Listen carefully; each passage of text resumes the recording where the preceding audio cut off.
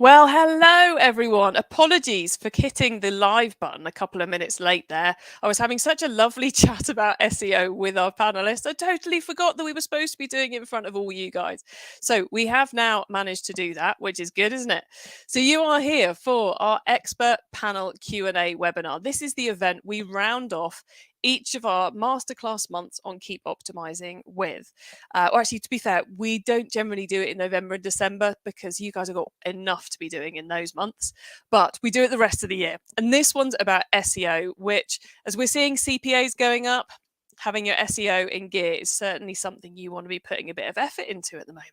The great news is, with our panelists and all the content we've done this month, you're going to know exactly how to do that. If you've found us on YouTube or Twitter or LinkedIn, and you're thinking, what on earth is she talking about? If you head to keepopt.com/SEO, you can find all that content that we've been putting out, and the replay of this will be up there by tomorrow as well for you to dive into. So keepopt.com/SEO will take you to all our marvelous SEO content. But we're not here today to suggest you listen to podcasts. We're here today to encourage you and to help you and to answer your questions with our panelists. So who's going to be joining me today? I've got three lovely SEO experts. We've got Montserrat Cano, who's an international SEO and digital marketing specialist. And if you want to get in contact with her, I'll be sharing her LinkedIn URL with you later, but do just find her on LinkedIn. She's pretty easy to find. Also, up for connections and helping you out afterwards on LinkedIn is Silvia Martin from Trebole Marketing. So brilliant to have Silvia joining us too.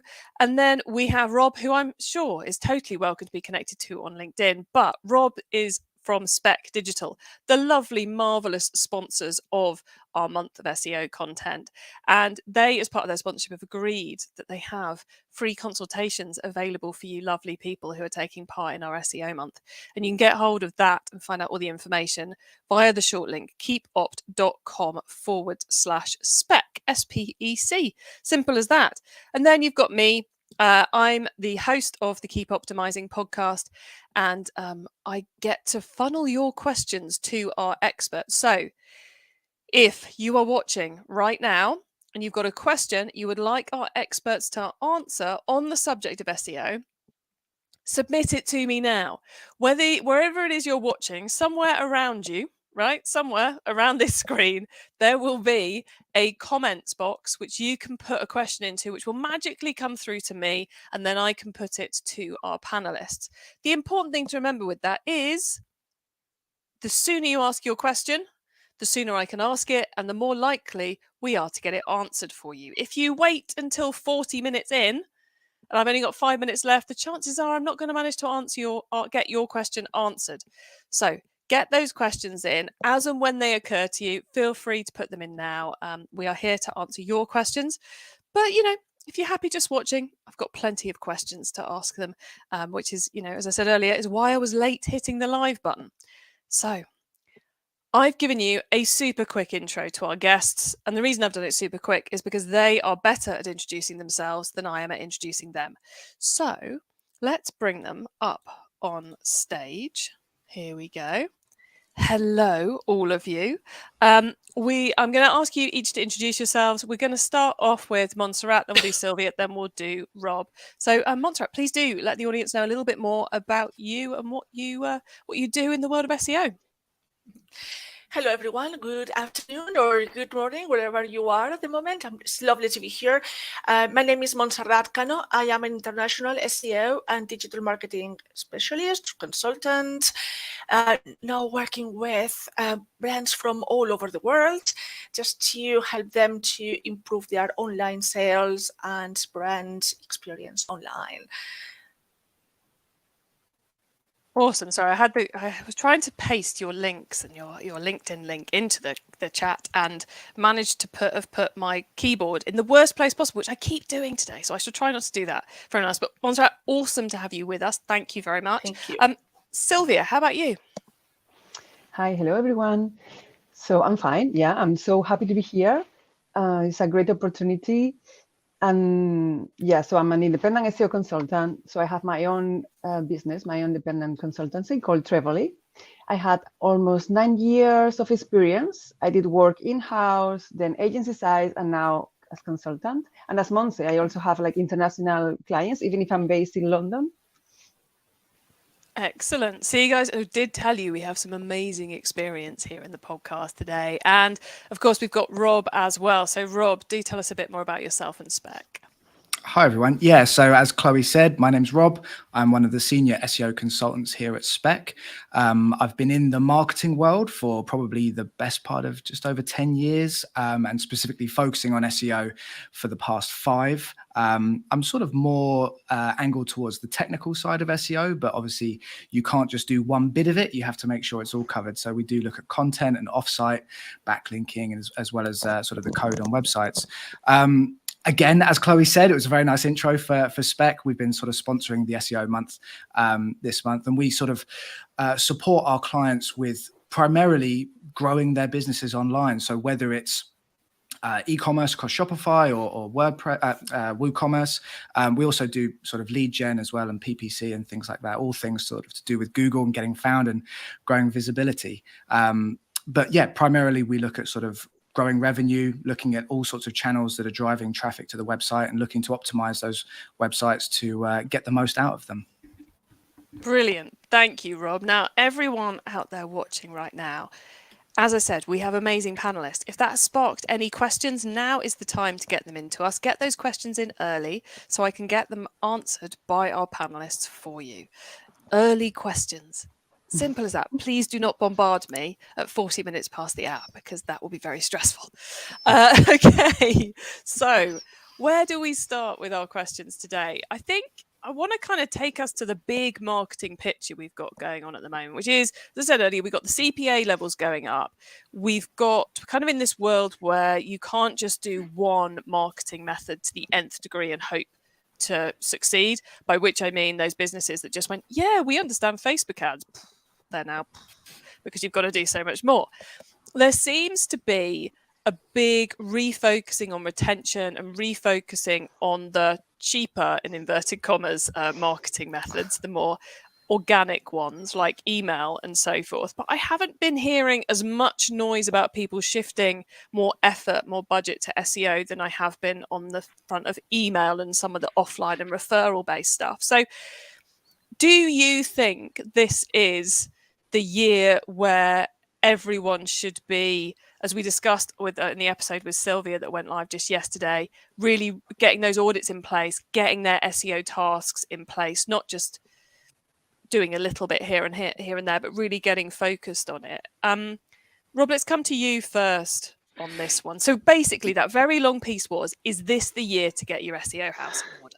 Oh, I think sort of from our perspective, and obviously being an SEO agency, and we sort of have quite a few clients knocking on the door sort of every month. So I think it really comes down to the understanding. And I think over my term, especially working in SEO, the sort of understanding has always been rocky, that sometimes we come across clients that really understand what SEO, well, I say they understand it. They understand the importance of SEO, but they don't necessarily understand the nuances that, will drive good SEO results. However, they do value what an SEO agency can bring to the table. So alongside that, you also get the clients that sort of think that they understand marketing and what's involved, but then don't necessarily value the time and effort that needs to go into SEO.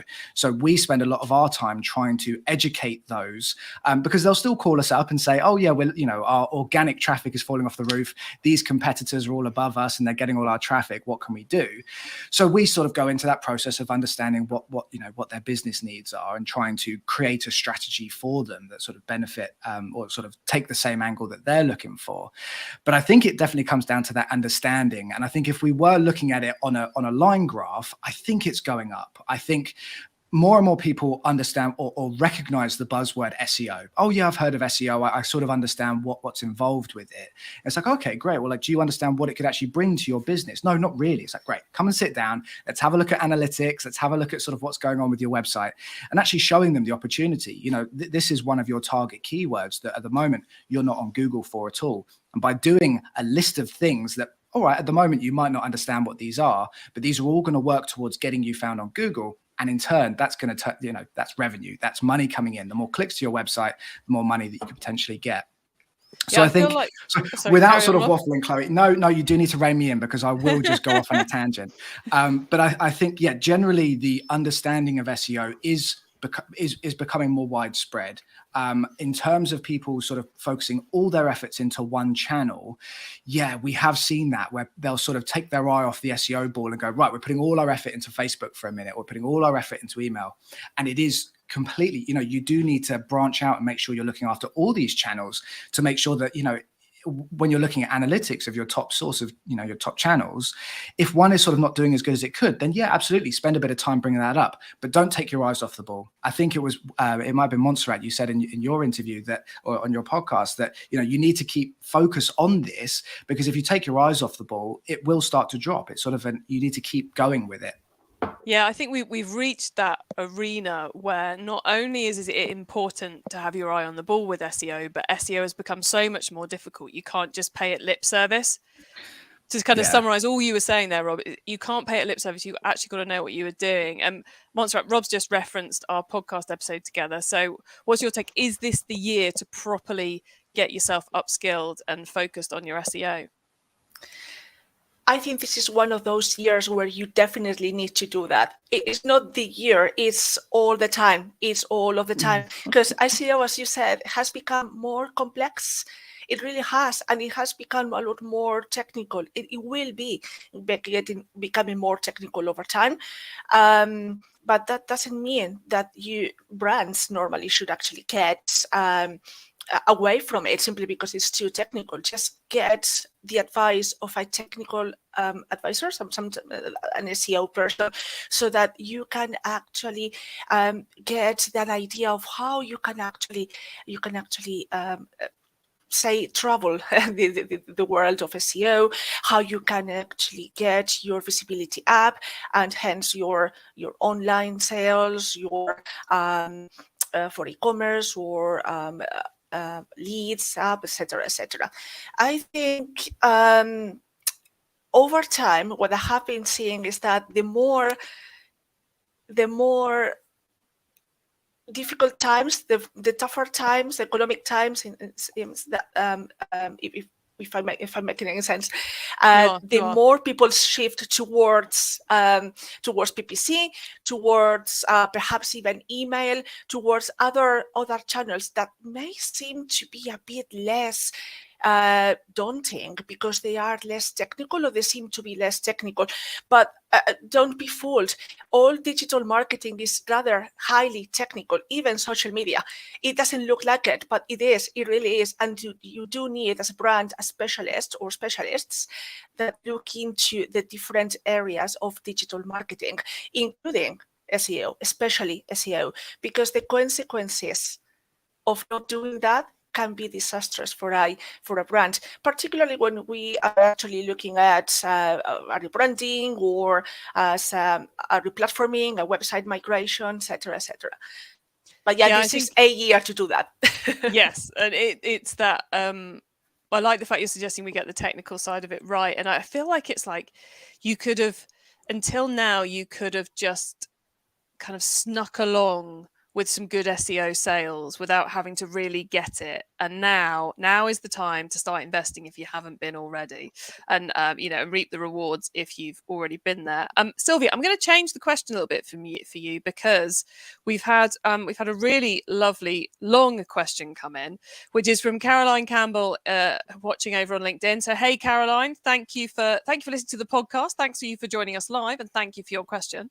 So Caroline listened to our episode, Silvia, when you were doing such an awesome job of outlining e-commerce audits and the ins and outs. Sorry, not e-commerce audits, SEO audits, and the ins and outs of what sorts you might want to do and how to go about doing them.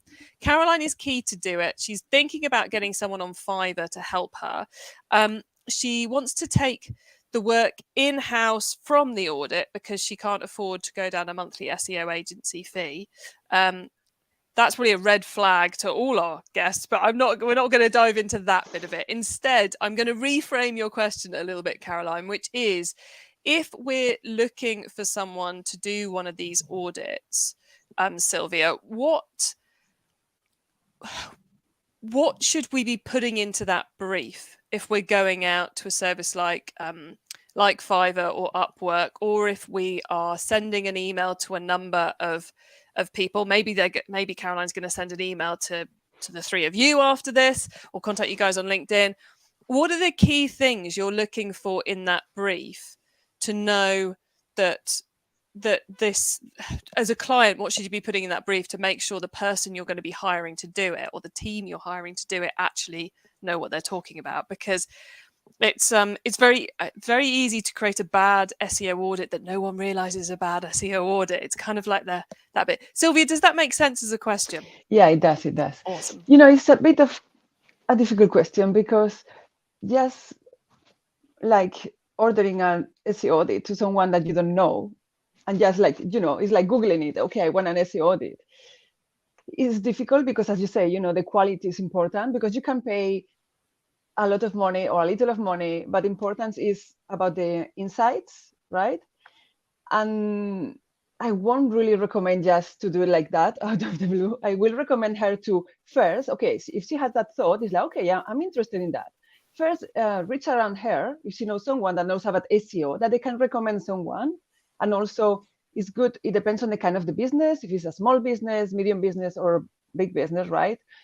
Seems like maybe she's not like a really big business, because if not, she will be with an agency, or, So it will depend on that first, like it's about trust also, because if she does not understand a lot of SEO, but she wants the insights, yes, yeah, it's I love that point you make about looking for a recommendation. Find a recommendation, get referral, speak to someone who's already worked with them to see did what they suggested lead to greater traffic that led to greater sales. Because the great thing about being in e-commerce, we're not just interested in SEO traffic, we're interested in SEO traffic that converts. So you can see is the money coming back on this. So I love that as a suggestion. So it's more about finding someone who can prove their knowledge through having delivered for other people. Would that be a good summary of it, Silvia? Yeah, indeed. Yeah. And also is that like an SEO audit is something very broad, as we said. So it will depend on what she is interested in, right? Like, does she want like a technical review, or is more about the content? So, and also usually it's better to have like an initial conversation with someone, and then, discuss all of these points, see how they can help. And also, like, even if she has the referral, if she finally finds someone or not, it's good like to check, 3 or 4 different people, see what they say. And also it's about trust. Also, like, they can check the outline, what kind of things they're going to offer. And if for her looks like, okay, yeah, it's something that, okay, with these inputs I can work with, because it looks like she wants to implement things by herself. So first she needs to understand her resources and what is she really looking for. Yeah, I suppose if you're going to go down the route of getting a technical SEO audit at the first place, and you've got no one in your team with the skills to implement it, that would be a bad choice, to put it really simply. But if you're going after a keywords and a content audit, and you've got copywriters, you can change the title tags on the website, then you're going to have a better chance of getting it implemented. So loving that. I'd also Rob, just to add to that, Chloe, as well. Sorry, just to sort of back up Caroline, as I think it was Caroline that sent the message through, to be cautious when you're reaching out to people on Fiverr, and not to put anyone down who sort of works through those platforms, because you can find some really good consultants on there and some good sort of SEO agents on there. But what you want to avoid is paying for something that a free platform could just sort of churn out for you by putting in your web address. For example, something that Caroline could do herself, go and get a free trial on a tool, put her web address in, it then churns out a sort of a technical audit. And then you get this list of things that if she has no background in SEO, she'll be like, oh, well, I have no idea what those things mean. But that's fine, because that hasn't cost anything. But if she's going to go onto Fiverr, pay somebody to essentially give her one of these lists that they've generated for free with no sort of background information, or as Silvia is saying, there's no sort of idea behind that in supporting her, then essentially it's sort of wasted money. Whereas if you can find somebody that you can actually have a conversation with and explain what it is that you're trying to achieve. It may be that, they'll say, actually, don't worry about a technical audit at this moment. We're actually going to audit the content on your site first. And as you said, come up with some keywords and things like that. It may be that the technical health of their website is actually fine. They haven't got too much going on. And loading times are all great. So let's look at your content first. So I think trying to arrange some time to speak to someone first, get a real idea of what your SEO needs are, and then taking that information and going to find the next level. Because it is, it's a bit of a shark pool over on Fiverr and Upwork and places like that. But you want to make sure Montserrat, I'm going to come to you in a second. I just want to summarize a couple of the key things that Rob said there, because I think he was on the money with a couple of points. First off, using one of those great tools. We've got lists of them all over the websites, the big tools who will do a free audit for you. Because the thing about, if you use one of those, it's going to give you the basics. And quite often there's an 80-20 thing going on in SEO. And if you can get the basics right, then you're going to get that better performance. But also, those platforms are not going to give you bad advice. And if you're hiring someone who doesn't fully understand your industry or SEO, they might be recommending something which they hand on heart think is the right thing, but which actually turns out to be crushingly awful without them doing it maliciously. But a little bit of knowledge in SEO can be a very dangerous thing. The other thing I think Rob was making a really good point of was that it might be, being penny tight and money, it might be not a good saving to go down the Upwork Fiverr route, because actually if you're working with someone who has more skill in your industry, more knowledge of your platforms and everything else, they may be able to, as Rob was saying, very, very quickly take a look at your platform, take a look at your situation and go, right, you said you wanted to do these 4 audits. I've had a quick look. You're 80% there on these 3. So let's just do this one. And that's going to give you enough to do for the next 6 months. And you'll get much quicker, free advice for going to the right person in the first place could really, really help. Montserrat, sorry, I cut you off and you wanted to come in with some advice. So please do share. Yeah, I just wanted to say I can't stress enough to Caroline and to anyone who really wants to get an audit of their website and their digital assets, to get someone who can definitely provide recommendations and backup for them.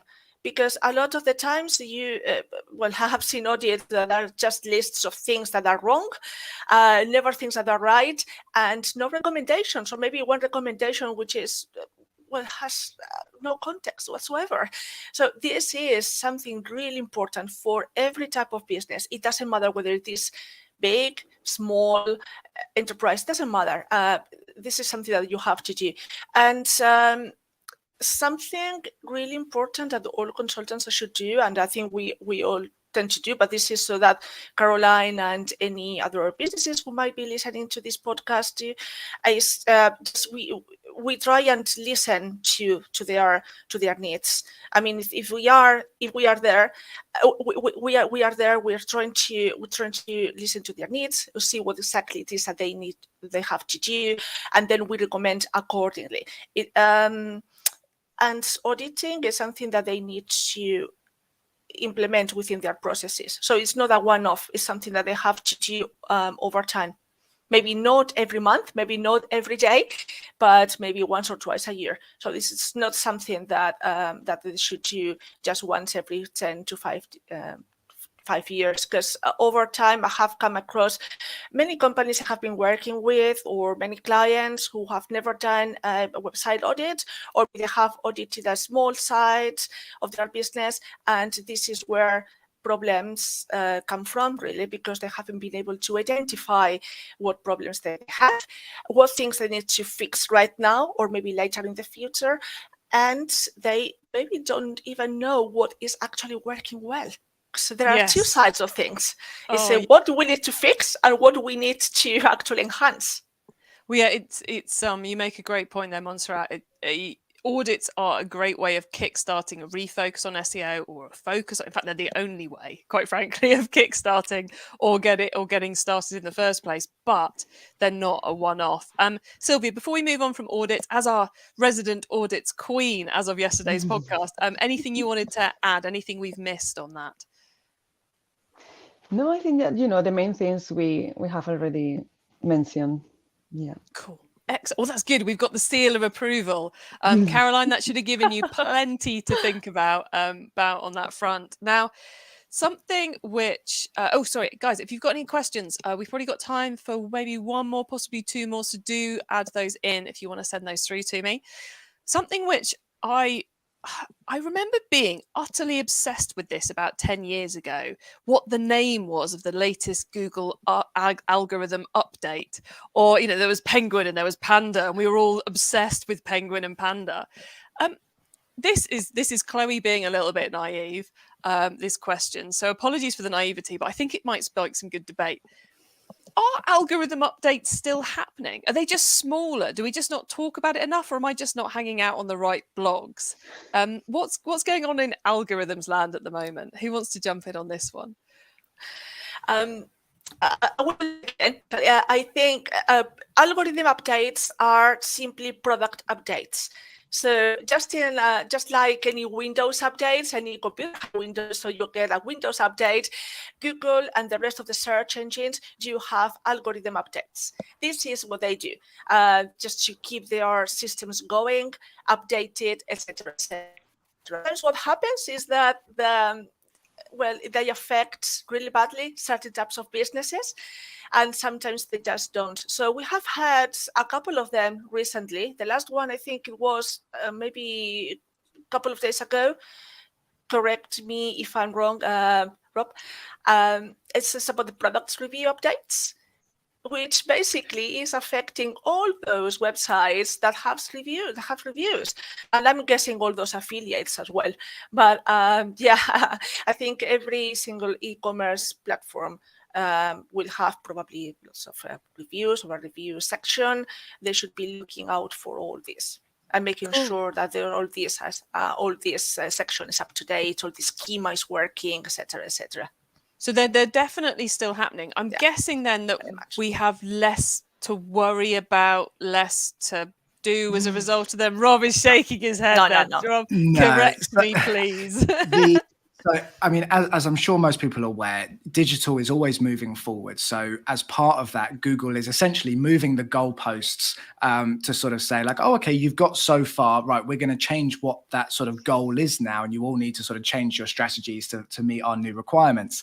But the reason why Google is doing it is that they are trying to put, and I do believe that they've always been trying to do this, which is putting the user first. So all of the algorithm updates that you see that are sort of beneficial for useful content or helpful content was an update that they did, which was talking about does your website actually provide content that a user is looking for? So if they land on your page, are they going to get the answer to what they need? Are they going to find the product that they're looking for? With the reviews that Montserrat was saying, that it's all going towards, are you providing a good journey to your customer? Because if you're showing that you are providing a customer journey, Google's going to see that, and all they want to do is send their customers to the best place. So if somebody types something in on Google, they're going to sort of take that to heart and say, right, who is the best person I can send this customer to? And they're going to look at metrics such as, are they real reviews? Has the website got sort of dodgy backlinks pointing back to it? Is, if they've been trying to buy links somewhere and sort of alter how good they look in Google's eyes and sort of cheat the system. So Google's looking at all of those things. So when we see these algorithm updates, more so than ever recently, it has been user first. And I think one of the ones that is either happening now or is in the process of happening is the page experience metric. That it's in Google Search Console, where they look at sort of basically the experience on page split between desktop and mobile. So if somebody lands on this page, is it going to be quick? Are there errors on the page? And they give you a score. Well, actually, I think it's just good or bad. You get good or bad experience, and you get the list of URLs that are marked as good. Yeah. If your website is all good URLs in your page experience, you are going to see your rankings go up. So it's constantly moving. It's one of those things that you need to keep your eye on the ball with. And I think we said in our podcast, Chloe, about following Google on Twitter and following some sort of top end SEO consultants like Neil Patel and people like the guys that are in the know, just to keep up to date with what is going on, because you can easily miss it. I mean, before we started the webinar, Montserrat said, "Oh yeah, there was actually one the other week. There was a new one," and I'd missed that. So it's all about communicating in SEO and hearing what other people have experienced and what they've seen and what's going on to then sort of stay on the ball. But yeah, it's constantly moving. Yeah, to stress though that all these product updates, it's just to put brands peace of mind to all these brands that maybe listening to us at this moment in time. It's all about user experience. It's not about hurting brands online or anything at all. It's just about making sure that all their audiences and customers get the best experience from their interaction. Is really important. This is the reason why brands can actually get penalized if Google finds out that their reviews are fake, or they are just reviewing one product in one category, things like that, or a blank category. Yeah. That's the one I meant. So just to make sure that everybody is happy with this, because it's not about anything else but user experience. That's all it is. Yeah, they're definitely not things to be scared about anymore by the sounds of it. No. And if you're doing the right thing for your customers, you're probably doing the right thing for Google as well. Silvia, any thoughts you'd like to add on how much we should or shouldn't worry about algorithms or what's going on in algorithm space? Yeah, so I think that the important thing is to do things correctly. So then you are not going, as you said, Chloe, you just said it perfectly. But Google is always tweaking the algorithm every day, but these core big updates are the ones that we talk about, because sometimes websites, they get hit by it, and then, rankings, they go down. But it's for specific things, as Rob also was saying, like for the reviews, or sometimes the content, or as you were saying, like in the past also, with the links or all of these things. But yeah, it's just good to keep an eye. But the important thing is for people to know if they're doing the right things, right? Now, something which for the users, sorry. Yeah, that's cool. We knew. Something which, from everything that you guys have been saying, is there's kind of like an increasing overlap between SEO and CRO. They almost feel like at the very least, your CRO people need to be talking to your SEO people. And if you're the person wearing both those hats, you need to have conversations with yourself, not just make SEO changes or not just make CRO changes. And SEO seems to be increasingly overlapping with digital PR and influencer activity and content marketing and all these kind of things that we're doing. As we see the push for better content, across all marketing channels, as we see the push for better connection with customers across all the channels. So I'm coming to a question here. This isn't just kind of a thesis. Do we, is there any role for like standalone SEO, or do you have a point of view on where the line is between SEO and these other things, or is it all just about collaboration, open conversation, and kind of the anti-silo approach? I know that's quite a big question. Montserrat, you're nodding. Rob's smiling wily. Silvia's laughing. But Montserrat, we'll come to you first. All right. There's certainly a line. In between all these specializations. There has always been one, right? However, these days, it's all about collaboration. You really need to collaborate in between with other specialisms. It's simply because SEO or PR or CRO or it just cannot stand on their own, cannot stand alone. It's just not possible. If you want to get the best experience ever to your customers, you need to collaborate. So SEO is in great part UX, or part of what we used to call CX, customer experience, which is a much wider concept, a huge one. And it runs from discovery. And what I mean discovery is, for example, when a user discovers a brand on SERPs, for example, which is the search results on Google, for example. They just type red shoes or something, they can just get a list of places to go to, or a list of brands to go to. This is the SERPs. So this is discovery. And then the experience needs to be fantastic from that point onwards, so that when somebody clicks in there, it just takes them to a page where they are going to be finding red shoes and nothing else. And they are going to be able to find the red shoes easily, information that they need to buy, the button to click and then buy, and then leave a review, hopefully. And that is good user experience. That is, there is a concept called gamification as well, which is basically the reward of all that. Because if you don't get that rewards, maybe you don't get back. The users will not get back to that brand. They will go to another brand that provides them with much better user experience. And this is where CRO comes into place, because once the quality traffic lands into a page, they need to be able to see the link button, to the CTA button to be able to buy. And sometimes it varies. It really, I mean, if you put it on the right hand side and then you change it to the left hand side, maybe the CRO stats do vary. So you have to be very careful with that. But CRO is much bigger these days as well, because it also involves analytics, lots of ads. And so definitely combined. Yeah, we're getting from all Montserrat. Silvia, your perspective on this? Could SEO stand alone, or is it all about that collaboration and being, discussing with those other groups?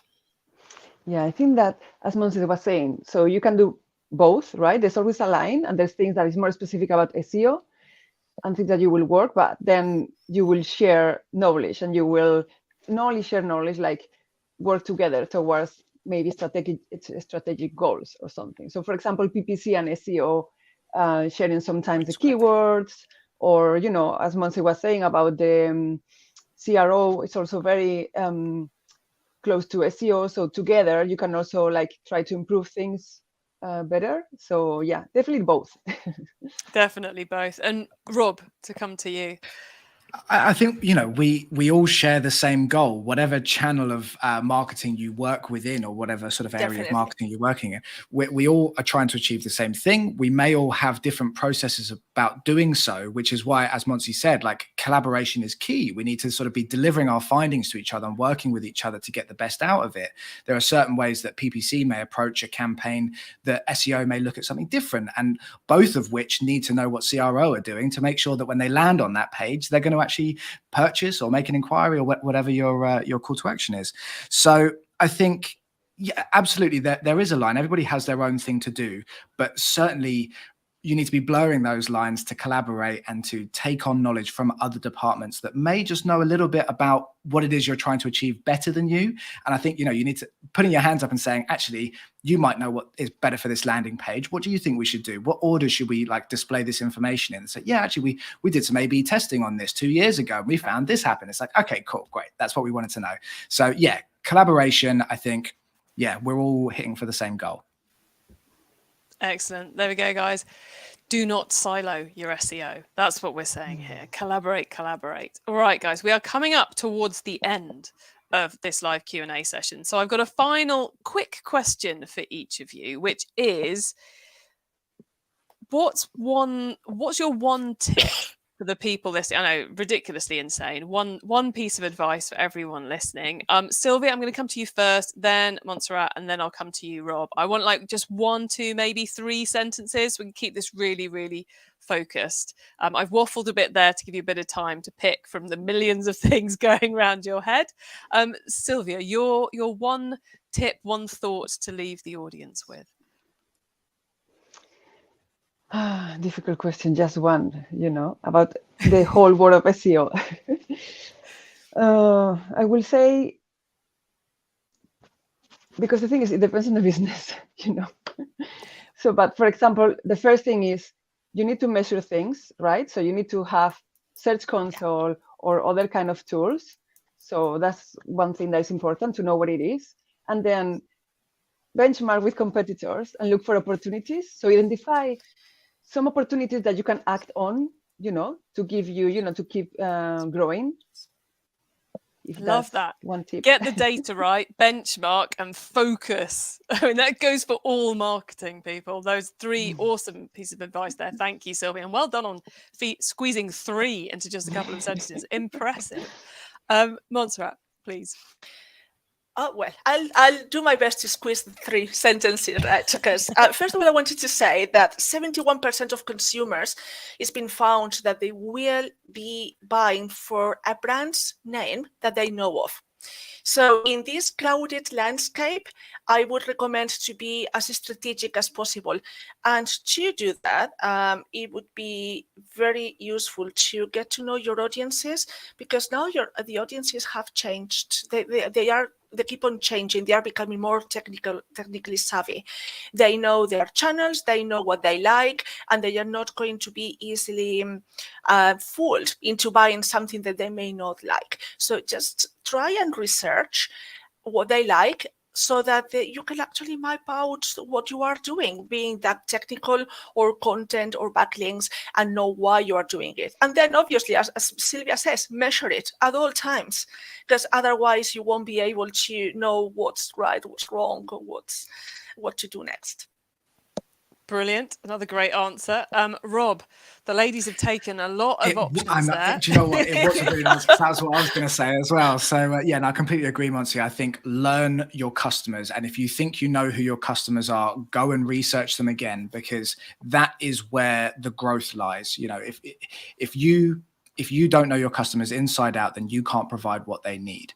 And if you think you know, go and check again, because as Monty said, it's constantly changing. People are understanding new ways of shopping and sort of trying new things. So yeah, that would be my key. But I'm going to go for one more as that was taken, and I would say, yeah, utilize all of you know the support to you. So whether that's online support from you know, free publications and things like that, or if you know anybody in a separate market, perhaps you know somebody who's in PPC, and you know somebody who does email, go and speak to them, find out what learnings they have as well. So yeah, utilize anything you have around you to just absorb as much information and be the best marketer you can possibly be. Excellent advice. I'm going to add one too, because I can't believe none of you guys said this. Audit. Do an audit before you start. Know what you're doing. Yeah. That's what I'm going to say. Totally stealing that from Silvia. It's the map for the day, isn't it? Yeah. We mentioned that earlier. We definitely need to make sure that it is that is well said many times, because it's important. Okay, everyone, thank you for joining us for this session. Caroline, thank you in particular for your good answered triggering questions. So thank you for very much for that. And thank you for also letting us know you appreciate the advice, because that was very cool too. All that's left for me to do now is to wrap things up. So I'm going to take our lovely guests off stage so they can relax backstage whilst I take you through this. So just to remind you all, these are the brilliant people who've joined me today: Montserrat, Silvia, and Rob. You can get in contact with all of them on LinkedIn. And if you want that free consultation that our marvelous sponsors Spec have been kind enough to offer, then you will find that via keepopt.com/spec. And that wraps up our SEO month, which means it's time for a new month. And next week we kick off Offline Marketing Month. Now, this last year was our biggest episode, our biggest season of all. More of you listened to it than any other piece of content we put out on the Keep Optimizing podcast. So I'm anticipating you're going to be really excited to see it again this year. And it's going to be all about offline marketing. We're kind of getting quite deep into direct mail. We've got Dan Dunn from Paper Planes on programmatic direct mail, which is a little bit like triggered email campaigns, but then going through the post. Super cool. We've got Dylan Jenkins coming to talk to us about new customer acquisition with direct mail. For those in the know, we're talking data co-ops and data selections and a whole load of other stuff as well. Really enjoyed catching up with Dylan for that one. And then we are going to be talking about what happens in the parcel. Lindsay is joining us to talk about product packaging, what you should and shouldn't put on your product packaging. We've got Natalie coming on to talk about product sampling, which is putting samples of your product in other people's boxes. And then we've got Drew Carpenter joining us to take us through putting hyper-personalized flyers into your boxes. So we're talking parcels and direct mail. So much good advice coming up. So do get signed up to the podcast, head to the website, sign up to our email list so you don't miss out on any of that. And we will be doing a webinar at the end of the month as well for you to ask questions of those guests, and you'll be able to sign up to that from tomorrow. For now, though, everyone, thank you so much for coming along to our live Q&A session today, and thanks for coming along. Bye.